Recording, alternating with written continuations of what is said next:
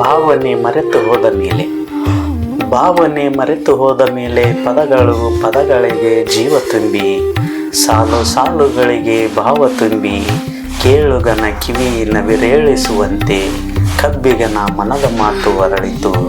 ಭಾವನೆ ಮರೆತು ಹೋದ ಮೇಲೆ ಭಾವನೆ ಮರೆತು ಹೋದ ಮೇಲೆ ಪದಗಳಾಗಿ ಉಳಿಯಲಿಲ್ಲ, ಸಾಲುಗಳು ಸಾಲುಗಳಾಗಿ ಉಳಿಯಲಿಲ್ಲ. ಬದುಕಿನ ರಸಾನುಭವಗಳಾದವು,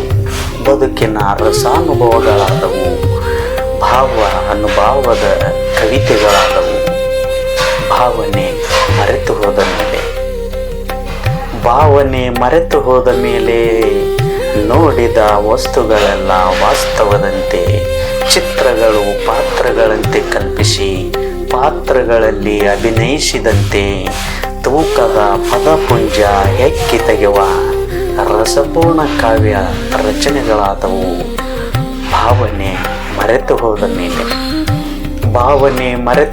ಮೇಲೆ ಬಾಂಧವ್ಯವಾಗಿ ಉಳಿಯಲಿಲ್ಲ, ಸಂಬಂಧಗಳ ಬಂಧ ಬೆಸೆಯಲಿಲ್ಲ.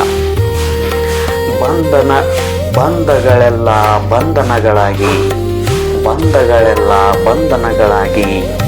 ಕಾವ್ಯದ ಸಾಲುಗಳ ರೂಪ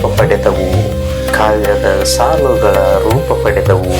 ಭಾವನೆ ಮರೆತು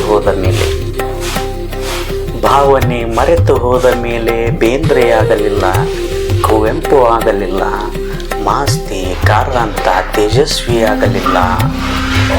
ಅವರ ಬಳಸಿದ ಪದಗಳ ಆರಾಧಿಸುವ ಕವಿಯಾದೆ, ಹುಚ್ಚು ಕವಿಯಾದೆ.